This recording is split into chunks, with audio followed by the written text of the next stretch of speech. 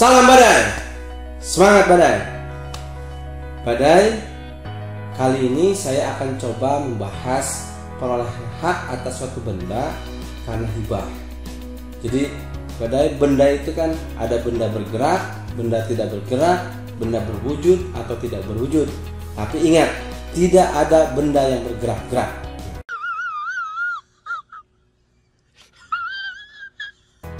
Jadi kembali, perolehan hak atas benda tersebut diterima atau dapat kita terima dalam berbagai macam-macam perolehan haknya.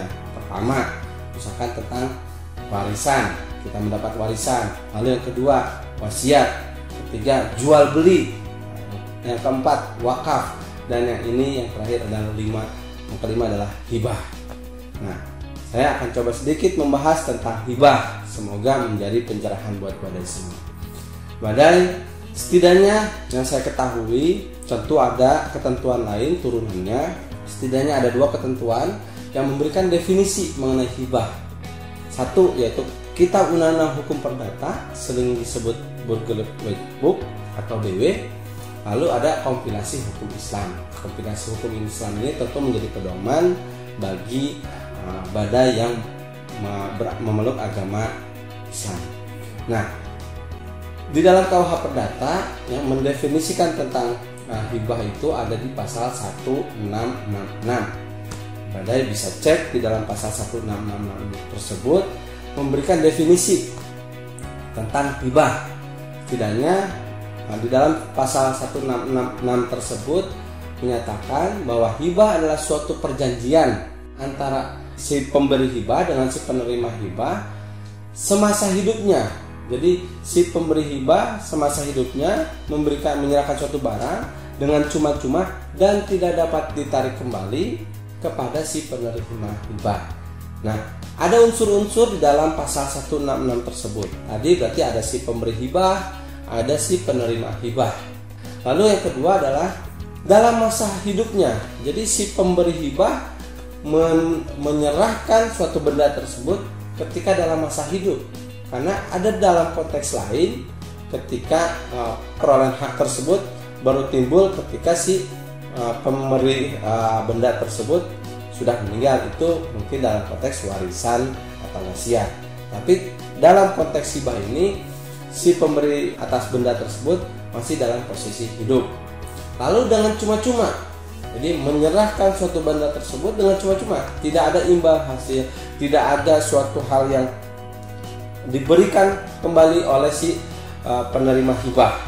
Lalu tidak dapat ditarik kembali.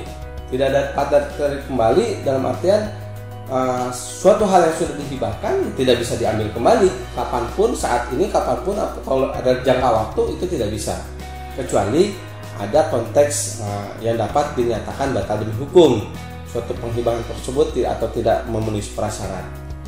Lalu di dalam kompilasi hukum Islam sama definisinya, setidaknya suatu penyerahan barang yang tidak dapat ditarik kembali. Nah, itu setidaknya definisi dari hibah. Lalu hal-hal apa saja yang harus diperhatikan dalam konteks hibah?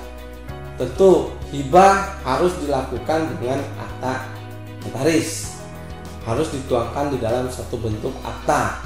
Nah, jadi tadi saya sampaikan ada benda bergerak dan ada benda tidak bergerak. Jika si penghibah memberikan benda dengan cara hibah kepada seseorang, namun yang jadi objeknya adalah benda bergerak, itu cukup dilakukan dengan atau dituangkan di dalam akta notaris.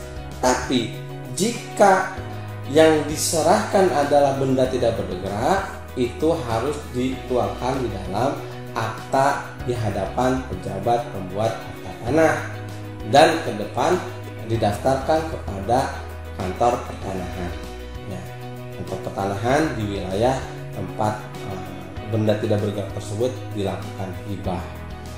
Hal lainnya apa? Tentu si pemberi dan si penerima hibah atau si pemberi dan penerima hibah sudah cukup umur. Sebelumnya kita sudah membahas usia berapa menurut Kitab Undang-Undang Hukum Perdata dapat dikategorikan sebagai cukup umur, yaitu usia 21 tahun. Lalu hal apa lagi yang harus diperhatikan? Tidak diperkenankan atau dilarang suami memberikan hibah kepada istrinya. Ya, suami kepada istri kan tidak bukan hibah, tapi memang nafkah kan, hadiah mungkin. Tidak dibenarkan hibah dilakukan suami terhadap istri. Apa hal lain lagi? Benda yang akan dihibahkan tersebut baru akan datang di kemudian hari. Itu tidak diperkenankan, tidak diperbolehkan, bahkan dapat dinyatakan batal demi hukum. Hibah juga tidak diperkenankan atau dilarang dan akan menjadi batal demi hukum sebagai suatu pelunasan atas hutang.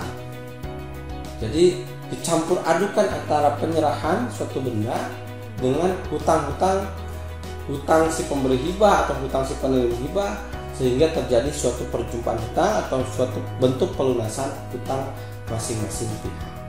Hal lain, tentu pemberi hibah tidak bisa atau tidak dapat memberikan atau menyerahkan suatu benda yang keseluruhan menjadi miliknya, yang keseluruhan adalah miliknya kepada orang lain, kepada si penerima hibah. Dalam artian, saya misalkan contoh, saya hanya punya sawah seluas 1 hektar. Tidak diperkenankan untuk saya menghibahkan sawah seluas 1 hektar tersebut kepada orang lain, karena tentu di sana masih ada bagian harta warisan, hak mewaris dari pewaris saya nanti. Jadi setidaknya maksimal 1/3 dari harta saya, maksimal 1/3 dari harta saya dapat dilakukan hibah. Badai, semoga bermanfaat. Sedikit yang dapat saya sampaikan. Tentu ini merupakan hal-hal yang sering bersinggungan dengan masyarakat. Semoga memberikan pencerahan buat Badai semua. Salam Badai.